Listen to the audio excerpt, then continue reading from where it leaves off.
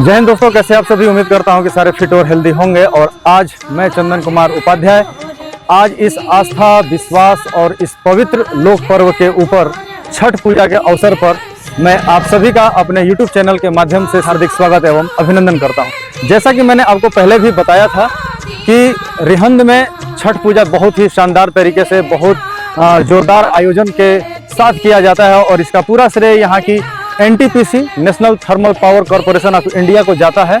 और ये पूरा पर्व, ये पूरा त्यौहार मैं आपको दिखाऊंगा, बताऊंगा, समझाऊंगा किस तरीके से मनाया जाता है, क्यों मनाया जाता है, क्या इसका प्रोसेस होता है और किस तरीके से ये पूरे संसार के लिए, पूरे विश्व के लिए कल्याणकारी है।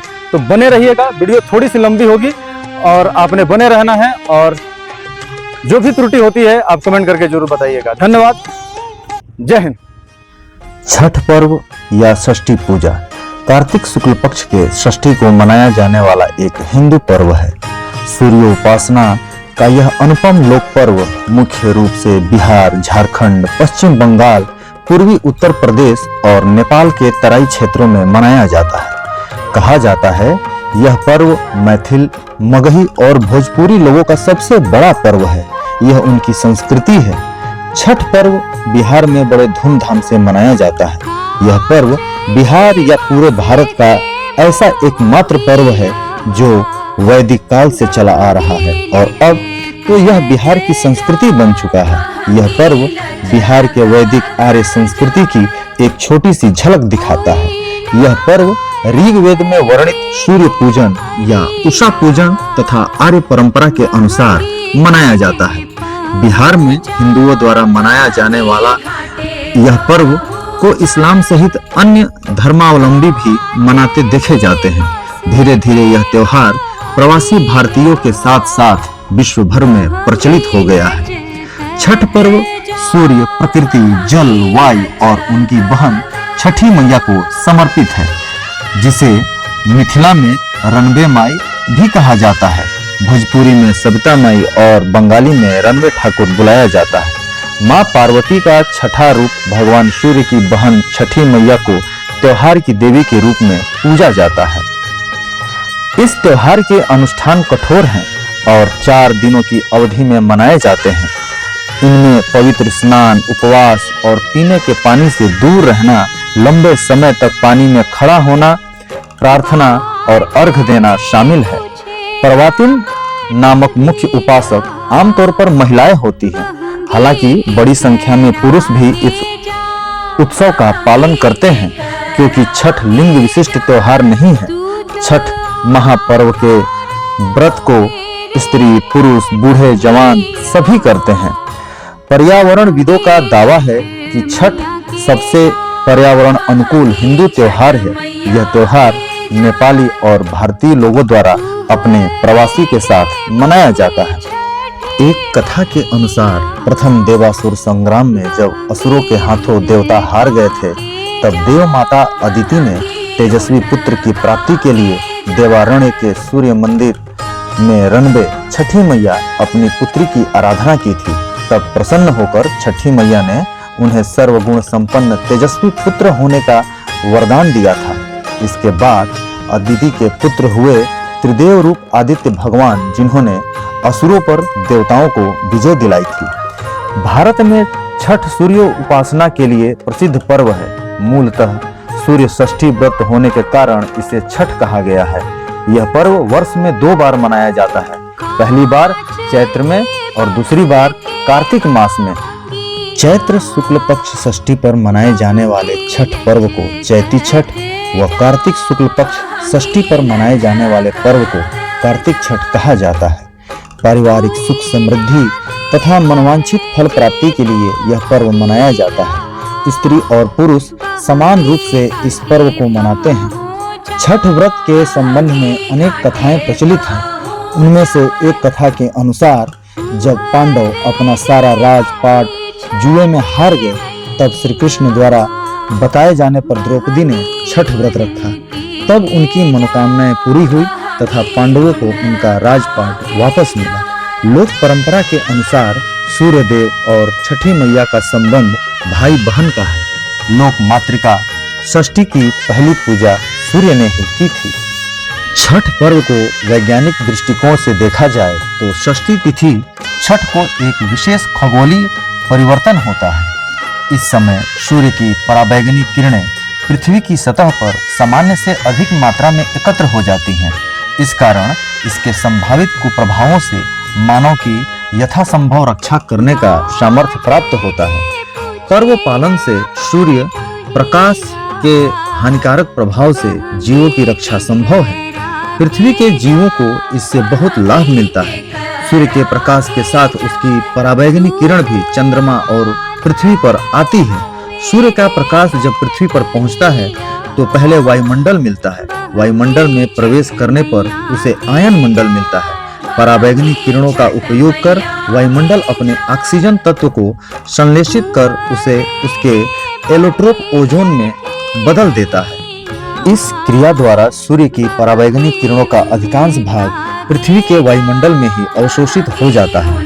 पृथ्वी की सतह पर केवल उसका नगण्य भाग ही पहुंच पाता है। सामान्य अवस्था में पृथ्वी की सतह पर पहुंचने वाली पराबैंगनी किरण की मात्रा मनुष्यों या जीवों के सहन करने की सीमा में होती है।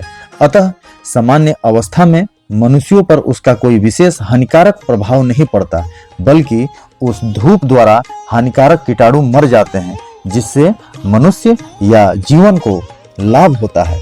छठ जैसी खगोलीय स्थिति सूर्य की पराबैंगनी किरणें कुछ चंद्र सतह से परिवर्तित तथा कुछ खगोलीय अपरिवर्तित होती हुई पृथ्वी पर पुनः सामान्य से अधिक मात्रा में पहुंच जाती है।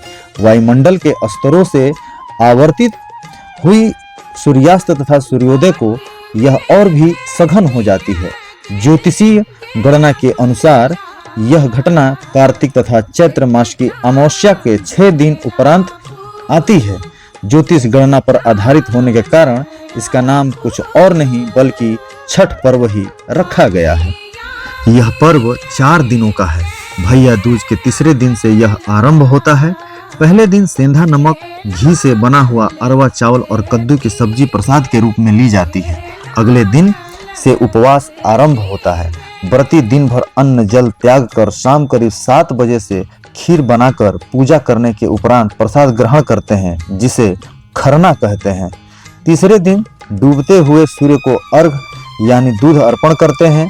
अंतिम दिन उगते हुए सूर्य को अर्घ चढ़ाते हैं। पूजा में पवित्रता का विशेष ध्यान रखा जाता है। लहसुन प्याज वर्जित होता है। जिन घरों में यह पूजा होती है वहां भक्ति गीत गाए जाते हैं। अंत में लोगों को पूजा का प्रसाद दिया जाता है। छठ पूजा 4 दिवसीय उत्सव है। इसकी शुरुआत कार्तिक शुक्ल चतुर्थी को तथा समाप्ति कार्तिक शुक्ल सप्तमी को होती है। इस दौरान व्रतधारी लगातार 36 घंटे का व्रत रखते हैं। इस दौरान वे पानी भी ग्रहण नहीं करते। छठ पर्व का पहला दिन, जिसे नहाए खाए के नाम से जाना जाता है, इसकी शुरुआत चैत्र या कार्तिक महीने के चतुर्थी कार्तिक शुक्ल चतुर्थी से होता है। सबसे पहले घर की सफाई कर उसे पवित्र किया जाता है। उसके बाद व्रती अपने नजदीक में स्थित गंगा नदी की सहायक नदी या तालाब में जाकर स्नान करते हैं। व्रती इस दिन नाखून वगैरह को अच्छी तरीके से काट कर स्वच्छ जल से अच्छी तरह बालों को धोते हुए स्नान करते हैं। लौटते समय वो अपने साथ गंगा जल लेकर आते हैं, जिसका उपयोग वो खाना बनाने में करते हैं। वे अपने घर के आसपास को साफ सुथरा रखते हैं। व्रती इस दिन सिर्फ एक बार ही खाना खाते हैं। खाना में व्रती कद्दू की सब्जी, मूंग, चना दाल, चावल का उपयोग करते हैं। तली हुई पूरियां, पराठे, सब्जियां आदि वर्जित हैं। यह खाना कांसे या मिट्टी के बर्तन में पकाया जाता है। खाना पकाने के लिए आम की लकड़ी और मिट्टी के चूल्हे का इस्तेमाल किया जाता है। जब खाना बन जाता है तो सर्वप्रथम व्रती खाना खाते हैं, उसके बाद ही परिवार के अन्य सदस्य खाना खाते हैं। छठ पर्व का दूसरा दिन, जिसे खरना या लोहंडा के नाम से जाना जाता है, चैत्र या कार्तिक महीने के पंचमी को मनाया जाता है। इस दिन व्रती पूरे दिन उपवास रखते हैं। इस दिन व्रती अन्न तो दूर की बात है, सूर्यास्त से पहले पानी की एक बूंद तक ग्रहण नहीं करते। शाम को चावल, गुड़ और गन्ने के रस का प्रयोग कर खीर बनाया जाता है। खाना बनाने में नमक और चीनी का प्रयोग नहीं किया जाता है। इन्हीं 2 चीज़ों को पुनः सूर्योदय को नैवेद्य देकर एकांत में रहकर उसे ग्रहण करते हैं। परिवार के सभी सदस्य उस समय घर से बाहर चले जाते हैं ताकि कोई शोर न हो सके। एकांत से खाते समय व्रती हेतु किसी तरह की आवाज़ सुनना पर्व के नियमों के विरुद्ध है। पुनः व्रती खाकर अपने सभी परिवारजनों एवं मित्र रिश्तेदारों को वही खीर रोटी का प्रसाद खिलाते हैं। इस संपूर्ण प्रक्रिया को खरना कहते हैं। चावल का पिठा व घी लगी रोटी भी प्रसाद के रूप में वितरित की जाती है। इसके बाद अगले 36 घंटों के लिए व्रती निर्जला व्रत रखते हैं। मध्य रात्रि को व्रती छठ पूजा के लिए विशेष प्रसाद ठेकुआ बनाते हैं। और इसके बाद छठ पर्व का तीसरा दिन, जिसे संध्या अर्घ के नाम से जाना जाता है, चैत्र या कार्तिक शुक्ल षष्ठी को मनाया जाता है। पूरे दिन सभी लोग मिलकर पूजा की तैयारियां करते हैं। छठ पूजा के लिए विशेष प्रसाद जैसे ठेकुआ, चावल के लड्डू बनाया जाता है। छठ पूजा के लिए एक बांस की बनी हुई टोकरी, जिसे दौरा कहते हैं, में पूजा के प्रसाद फल डालकर देवघर में रख दिया जाता है। वहां पूजा अर्चना करने के बाद शाम को एक सूप में नारियल, 5 प्रकार के फल और पूजा का अन्य सामान लेकर दौरा में रखकर घर का पुरुष अपने हाथों से उठाकर छठ घाट पर ले जाता है। यह अपवित्र न हो इसलिए इसे सर के ऊपर रखते हैं। छठ घाट की तरफ जाते हुए रास्ते में प्रायः महिलाएं छठ का गीत गाते हुए जाती हैं। नदी या तालाब के किनारे जाकर महिलाएं घर के किसी सदस्य द्वारा बनाए गए चबूतरे पर बैठती हैं।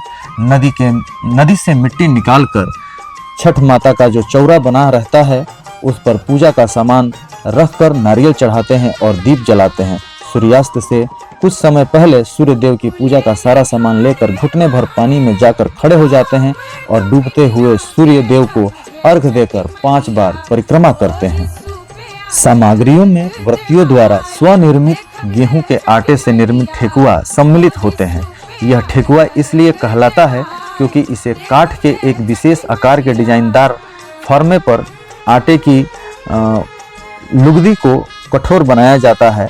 उपरोक्त पकवान के अतिरिक्त कार्तिक मास में खेतों में उपजे सभी अन्न, नए कंद मूल, फल, सब्जी, मसाले व अन्नादि तथा गन्ना, ओल, हल्दी, नारियल, नींबू, बड़े वाले पके केले आदि चढ़ाए जाते हैं। ये सभी वस्तुएं साबुत बिना कटे हुए ही अर्पित होते हैं। इसके अतिरिक्त दीप जलाने हेतु नए दीपक, नई बत्तियां व घी ले जाकर घाट पर दीपक जलाते हैं। इसमें सबसे महत्वपूर्ण अन्न जो है वह है कुसही केराव के दाने, जो कटोरे में लाए जाते हैं, पर संध्या अर्घ में सूर्य देव को अर्पित नहीं किए जाते। इन्हें टोकरे में कल सुबह उगते सूर्य को अर्पण करने हेतु सुरक्षित रख दिया जाता है। बहुत सारे लोग घाट पर रात में ठहरते हैं और वहीं कुछ लोग छठ का गीत गुनगुनाते हुए सारा सामान लेकर घर आ जाते हैं और उसे अपने देवघर में रख देते हैं। छठ पर्व मूलतः सूर्य की आराधना का पर्व है, जिसे हिंदू धर्म में विशेष स्थान प्राप्त है। हिंदू धर्म के देवताओं में सूर्य ऐसे देवता हैं जिन्हें मूर्त रूप से देखा जा सकता है। सूर्य की शक्तियों का मुख्य स्रोत उनकी पत्नी उषा और प्रत्युषा है।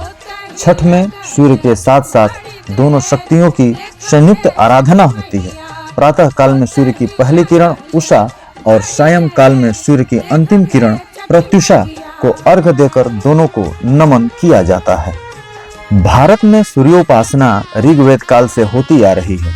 सूर्य और इसकी उपासना की चर्चा विष्णु पुराण, भगवत पुराण, ब्रह्मवैवर्त पुराण आदि में विस्तार से की गई है। मध्यकाल तक छठ सूर्योपासना के व्यवस्थित पर्व के रूप में प्रतिष्ठित हो गया, जो अभी तक चला आ रहा है। सृष्टि और पालन शक्ति के कारण सूर्य की उपासना सभ्यता के विकास के साथ साथ विभिन्न स्थानों पर अलग अलग रूप से प्रारंभ हो गई थी, लेकिन देवता के रूप में सूर्य की वंदना का उल्लेख पहली बार ऋग्वेद में मिलता है। इसके बाद अन्य सभी वेदों के साथ ही उपनिषद आदि वैदिक ग्रंथों में इसकी चर्चा प्रमुखता से हुई है। उत्तर वैदिक काल के अंतिम कालखंड में सूर्य के मानवीय रूप की कल्पना होने लगी। इसने कालांतर में सूर्य की मूर्ति पूजा का रूप ले लिया। पौराणिक काल आते आते सूर्य पूजा का प्रचलन और अधिक हो गया। अनेक स्थानों पर सूर्य देव के मंदिर भी बनाए गए। पौराणिक काल में सूर्य को आरोग्य देवता भी माना जाने लगा था। सूर्य की किरणों में कई रोगों को नष्ट करने की क्षमता पाई गई। ऋषि मुनियों ने अपने अनुसंधान के क्रम में किसी खास दिन इसका प्रभाव विशेष पाया। संभवतः यही छठ पर्व के उद्भव की बेला रही हो। भगवान कृष्ण के पौत्र शाम को कुष्ठ रोग हो गया था। इस रोग से मुक्ति के लिए विशेष सूर्योपासना की गई थी, जिसके लिए शाक्य द्वीप से ब्राह्मणों को बुलाया गया था। छठ पूजा की परंपरा और उसके महत्व का प्रतिपादन करने वाली अनेक पौराणिक और लोक कथाएं प्रचलित हैं। एक मान्यता के अनुसार लंका विजय के बाद राम राज्य की स्थापना के दिन कार्तिक शुक्ल षष्ठी को भगवान राम और माता सीता ने उपवास किया और सूर्यदेव की आराधना की। सप्तमी को सूर्योदय के समय पुनः अनुष्ठान कर सूर्यदेव से आशीर्वाद प्राप्त किया था। एक और मान्यता के अनुसार छठ पर्व की शुरुआत महाभारत काल में हुई थी। सबसे पहले सूर्यपुत्र कर्ण ने सूर्यदेव की पूजा की थी। कर्ण भगवान सूर्य के परम भक्त थे। वह प्रतिदिन घंटों कमर तक पानी में खड़े होकर सूर्यदेव को अर्घ्य देते थे। सूर्यदेव की कृपा से ही वे महान योद्धा बने थे। आज भी छठ में अर्घ्य दान की यही पद्धति चली आ रही है। कुछ कथाओं में पांडवों की पत्नी द्रौपदी द्वारा भी सूर्य की पूजा करने का उल्लेख है। वे अपने परिजनों के उत्तम स्वास्थ्य की कामना और लंबी उम्र के लिए नियमित सूर्य पूजा करती थीं।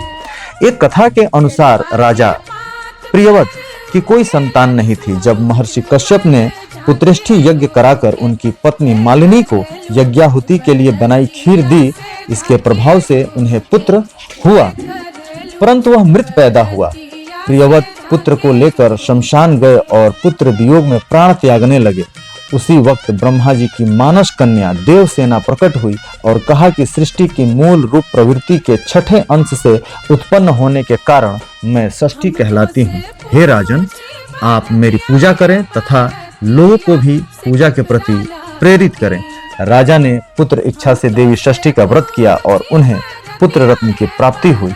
यह पूजा कार्तिक शुक्ल षष्ठी को हुई थी।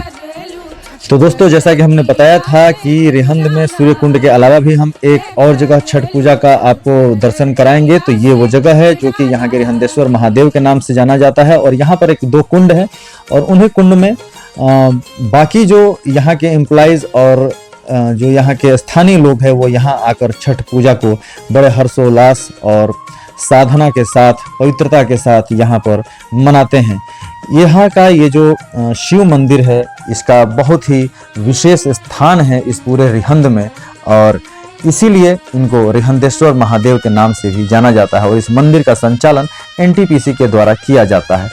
दोस्तों, हम लोग आए दिनों घरों में, घाटों पर, तालाबों के किनारे छठ पूजा हम करते आते हैं, लेकिन आप जैसा कि देख रहे हैं यहाँ की पूरी व्यवस्था national thermal power corporation of India NTPC के द्वारा ये सारी व्यवस्था की गई है। जो कुछ भी आप यहाँ पर देख रहे हैं, ये सारी की सारी व्यवस्था, ये पूरा का पूरा श्रेय एनटीपीसी को जाता है और ये सौभाग्य है हमारे देश का कि हमारे देश में ऐसी कंपनियां हैं जो अपने एम्प्लॉइज के लिए और अपने लोकल लोगों के लिए इतना ध्यान रखती हैं, उनकी परंपराओं का ध्यान रखती हैं, उनके त्योहारों का ध्यान रखती हैं।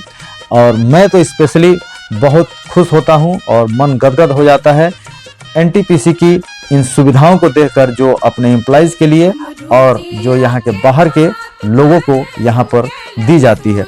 तो दोस्तों, धीरे धीरे समय संध्या अर्घ लोगों ने दे दिया है। कुछ लोग उपासना के लिए अभी भी मंदिर के पास विराजमान हैं और ये एक और छठ का प्रांगण देख सकते हैं। ये बीजपुर मार्केट का एक स्थान पड़ता है दुधैया माता का। तो दुधैया माता के ठीक सामने ये यहाँ के स्थानीय लोग जो हैं यहाँ पर छठ का पर्व मनाते हैं। इससे पहले आपने देखा जो एनटीपीसी कैंपस के अंदर का था और ये अब कैंपस के बाहर का है। इनका भी तरीका मुझे बहुत शानदार और जबरदस्त लगा। एक कतार में बैठकर गन्नों के इतने शानदार तरीके से इनका डेकोरेशन और प्रसाद के रूप में बहुत ही जबरदस्त तरीके से, और इनका आस्था और इस पवित्रता के इस त्योहार पर मन खुश हो गया। आपको भी अच्छा लग रहा होगा देखकर, जैसा कि आप लोग भी अपने अपने यहाँ पर इन त्योहार को मना रहे होंगे। सभी माँ, भाई, बहन, बेटा, बेटी, पिता, पुत्र, दादा, हर कोई, इस पूरा का पूरा परिवार इस त्योहार में शामिल रहता है, इन्वॉल्व रहता है। और क्यों, जहाँ पे पूरा का पूरा परिवार एक उद्देश्य से सामूहिक ऊर्जा को मिलाकर कार्य कर रहा हो, तो क्यों नहीं एक विशेष उद्देश्य की प्राप्ति होती है। वीडियो अभी लंबी होने वाली है, प्लीज बने रहिएगा प्लीज। तो दोस्तों, उम्मीद करता हूं कि बहुत ही शानदार और बेहतरीन ये अभी तक जो कुछ भी आपने देखा, यहाँ पे जो भी पद्धति थी, जो भी छठ पूजा के तरीके थे, संध्या का जो अर्घ दिया जा रहा था, बहुत ही शानदार और जबरदस्त रहा होगा। और आज के समय में ये पूरा पर्यावरण का त्योहार हो चुका है। बिहार से निकल करके, उत्तर प्रदेश से निकल के, झारखंड से निकल के आज ये पूरे देश में और पूरे विश्व में बड़े धूमधाम के साथ मनाया जा रहा है। सुबह का भी जो अर्घ होगा हम आप तक पहुंचाएंगे, आपको दिखाएंगे, और उसमें थोड़ा सा समय लग सकता है, थोड़ी वीडियो लंबी हो जाएगी। बने रहिएगा और कमेंट करके जरूर बताइएगा कि आपको ये वीडियो कैसा लगा। तब तक के लिए धन्यवाद, बने रहिएगा। जय हिंद।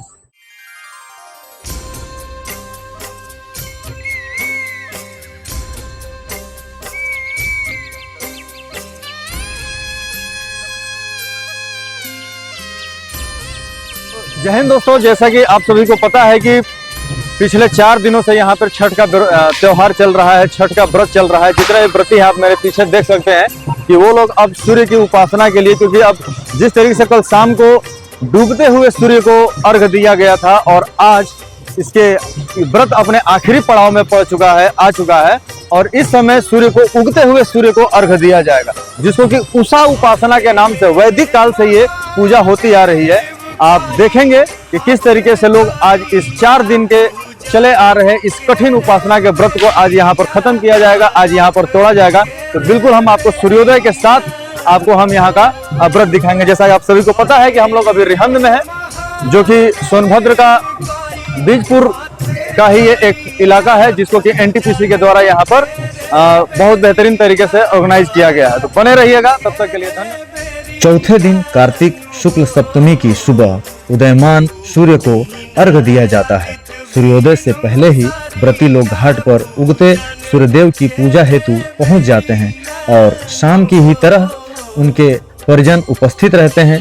संध्या अर्घ में अर्पित पकवानों को नए पकवानों से प्रतिस्थापित कर दिया जाता है, परंतु कंद मूल फलादि वहीं रहते हैं। सभी नियम विधि विधान संध्या अर्घ की तरह ही होते हैं। सिर्फ व्रती लोग इस समय पूरब की ओर मुंह कर पानी में खड़े हो जाते हैं व सूर्य उपासना करते हैं। पूजा अर्चना समाप्तोपरांत घाट का पूजन होता है। वहां उपस्थित लोगों में प्रसाद वितरण करके व्रती घर आ जाते हैं और घर पर भी अपने परिवार आदि को प्रसाद वितरण करते हैं। व्रती घर वापस आकर गांव के जो उनके आराध्य ग्राम देवता होते हैं वहां जाकर पूजा करते हैं और पूजा आदि के पश्चात व्रती कच्चे दूध का शरबत पीकर तथा थोड़ा प्रसाद खाकर व्रत पूर्ण करते हैं, जिसे पारण करना या पारण कहा जाता है। व्रती लोग खरना के दिन से आज तक निर्जला उपवासोपरांत आज सुबह ही नमक युक्त भोजन करते हैं। तो दोस्तों, आप देख सकते हैं कि किस तरीके से जितने भी व्रती हैं और जितने भी माताएं बहनें जिन्होंने भी छठ का यहाँ पर व्रत रखा है, इसमें कुछ पुरुष भी हैं, भाई बंधु भी हैं, क्योंकि जैसा कि आपको पहले ही बताया गया था कि ये किसी विशेष लिंग का ये त्यौहार नहीं है। इसमें स्त्री पुरुष बच्चे बूढ़े बुजुर्ग हर कोई पार्टिसिपेट करता है, हर कोई हिस्सा लेता है और सारे के सारे लोग देख सकते हैं कि सूर्य के निकलने का इंतजार कर रहे हैं। मैंने थोड़ा सा एक्सप्लेन किया कि उषा अर्घ क्या होता है। जैसा कि हमने बताया आपको कि सूर्य की किरणों में ही उनकी 2 पत्नियां हैं, उषा और प्रत्युषा।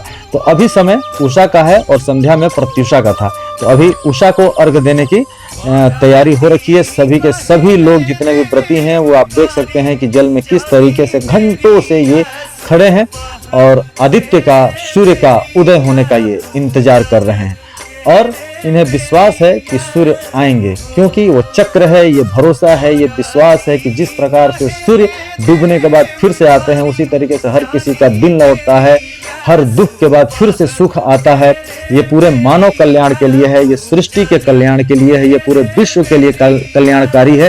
क्योंकि आप देख सकते हैं इस पूरी पूजा पद्धति में यहाँ तक कि लहसुन प्याज तक का भी कोई यहाँ पर इस्तेमाल नहीं किया जाता है। बाकी व्रतों में तो अलग अलग धर्मों में अलग अलग तरीके के रिवाज हैं। कहीं कुछ चीज़ें होती हैं, कहीं हल्ला, कहीं शोरगुल, कहीं मारपीट, कहीं खून खराबा, लेकिन ये एक ऐसा त्यौहार है जहाँ पे सिर्फ और सिर्फ अपने आराध्य प्रकृति, क्योंकि प्रकृति का ही दिया हुआ यहाँ पर सब कुछ है और प्रकृति की ही यहाँ पर पूजा की जाती है। आप देख सकते हैं इसमें पर्यावरण से संबंधित सारी चीजें हैं, पूरे फल हैं, वृक्ष हैं, जल है, हवा है और प्रकाश, जिससे कि ये पूरा ब्रह्मांड और ये पूरी धरती का निर्माण हुआ है, जिसको कि पंच तत्व के नाम से भी जाना जाता है। उन पंच तत्वों की ही यहाँ पर पूजा की जाती है। महाराष्ट्र में एक बार ऐसा दौर आया था कि जब बिहार और उत्तर भारत के लोग वहां पर छठ पूजा करना शुरू किए थे तो उनके ऊपर बैन कर दिया गया था, क्योंकि महाराष्ट्र के लोग उस समय इस कल्चर को नहीं जानते थे और उन लोगों ने ये माना कि ये इन लोगों के द्वारा अपना शक्ति प्रदर्शन किया जा रहा है। जहां शक्ति प्रदर्शन की बात आती है वहां पे तो वो लोग रोक नहीं पाते हैं, क्योंकि सिर्फ रोकने का काम शिवाजी महाराज ने किया था। और आज भी देखिए वहां पर लोग शक्ति प्रदर्शन कर रहे हैं। पीछे कुछ दिनों बहुत सारी घटनाएं हुई हैं जहां पर शक्ति प्रदर्शन हुआ है, तो वहां पे जो कुछ भी वो लोग कर पा रहे हैं, लेकिन जिस तरीके से उन्होंने इनका विरोध किया था, छठ व्रतियों का विरोध किया था, वैसा विरोध वो वहां पर नहीं कर पा रहे हैं। तो दोस्तों आप देख सकते हैं एक और भी सिद्धांत हमारे समाज में घूमता आ रहा है कि हिंदू समाज में या फिर सनातन समाज में ऊंच नीच का भेदभाव बहुत ज्यादा है। ये व्रत, ये त्योहार, ये पावन पर्व ये दर्शाता है, ये बताता है कि यहाँ पे कोई बड़ा नहीं है, कोई छोटा नहीं है, कोई बड़ी जाति नहीं है, कोई छोटी जाति नहीं है, सभी के सभी पूरा धर्म के लोग, पूरे आर्य, पूरे सनातनी एक साथ बैठकर एक ही घाट पर एक ही देवता के जो पूजा है वो अपने अपने तरीके से करते हैं। और यहाँ पे कोई भी धर्म का ठेकेदार नहीं होता है जो आपको बताए कि ये विधि है, ये विधान है, ये मंत्र है, ये प्रक्रिया है। जिस तरीके से आप कर सकते हैं, जैसे आप समझते हैं, जो आपके अंदर मन में भावना है आप उस तरीके से करते हैं। आपको कुछ आता है या नहीं आता है वो यहाँ पर कोई मैटर नहीं करता है। यहाँ पे सिर्फ आता है आपकी श्रद्धा, आपकी आस्था और सामने जिसका आप इंतजार कर रहे हैं आपके आराध्य। और उस आराध्य का इंतजार करते करते ये व्रती जो हैं पूरे 36 घंटे के निर्जला व्रत के बाद अपने आराध्य के इंतजार में अभी भी उनकी आंखें जो हैं तरस गई हैं अपने आराध्य को देखने के लिए। आप छठ के माध्यम से, गीतों के माध्यम से इस भाव को बड़े सुंदर तरीके से भी बताने का प्रयास हमेशा होता आ रहा है। और आप अभी भी देख रहे हैं पूरे विश्व में आज के समय में एक ऐसा दौर आया, ये सनातन का दौर है, ये हिंदुत्व का दौर है जो कि पूरे विश्व में छाया हुआ है और ये हमेशा छाया ही रहेगा, क्योंकि कहा गया है कि सनातन जो पहले था, जो समय से पहले भी था और समय के बाद भी रहेगा, इसको कोई मिटा ही नहीं सकता, ये खत्म हो ही नहीं सकता। लेकिन ये कब संभव है? तब जब आप अपने धर्म की रक्षा के लिए धर्म रक्षार्थ कार्य करिए, धर्मों में आप लगे रहिए, धर्म के कार्य करते रहिए, ताकि कहा गया है कि धर्मो रक्षति रक्षतः, यदि आप धर्म की रक्षा करते हैं तो धर्म आपकी रक्षा स्वयं करेगा। तो धर्म की रक्षा तो कोई कर नहीं सकता, हम उसका पालन कर सकते हैं। पालन करना ही धर्म की रक्षा कहलाता है। आप अपने धर्म को जिंदा रखिए, यही धर्म का पालन है और यही धर्म को जिंदा रखना है और यही धर्म की रक्षा है।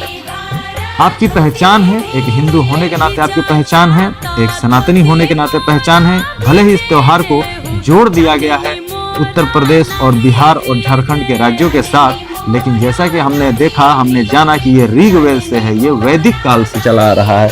इसकी जो व्याख्या है वो वेदों में की गई है, पुराणों में की गई है, उपनिषदों में की गई है। तो हम कैसे मान सकते हैं कि ये किसी एक क्षेत्र की पूजा है? ये जरूर हो सकता है कि इस पूजा की शुरुआत किसी एक जगह से हुई हो, किसी एक विशेष राज्य के जगह से हुई हो, लेकिन आज ये पूरे विश्व में फैल रहा है।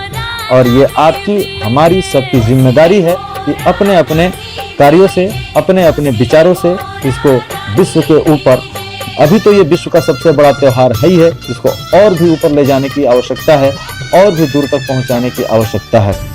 तो अब धीरे धीरे आप देख रहे हैं कि अब यहाँ से लोग पूजा पाठ जिनका धीरे धीरे अपने अंतिम पड़ाव की तरफ बढ़ते लगा है और समय हो चुका है सूर्य के निकलने का। हालांकि सूर्योदय का समय तो हो चुका है, लेकिन अभी तक रिहंद में भगवान सूर्य ने दर्शन नहीं दिया है और उसी इंतजार में। और देखिए साक्षात आदित्य के दर्शन आप देख सकते हैं कि बिल्कुल उस पेड़ों के झरोखे के अंदर से भगवान सूर्य झांकते हुए, अपने भक्तों को देखते हुए और भक्त अपने आराध्य को देखते हुए। ये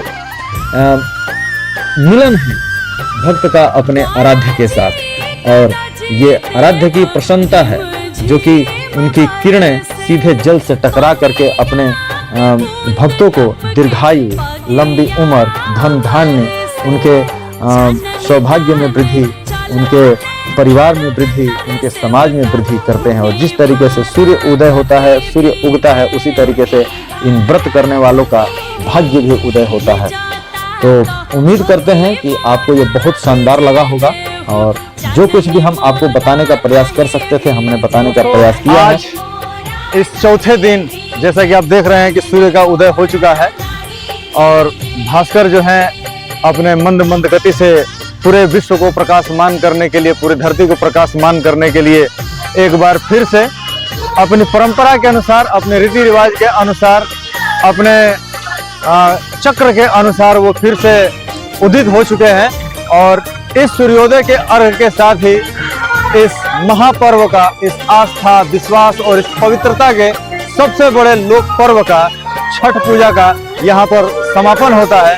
उम्मीद करते हैं कि आप सभी ने भी छठ बहुत बेहतरीन तरीके से मनाया होगा, बहुत शानदार तरीके से मनाया होगा और इस पूरे क्लिप को आपने जरूर देखना है, पूरा देखना है और देखा होगा। अगर आप यहाँ तक वीडियो देख रहे हैं तो जरूर आपने देखा होगा।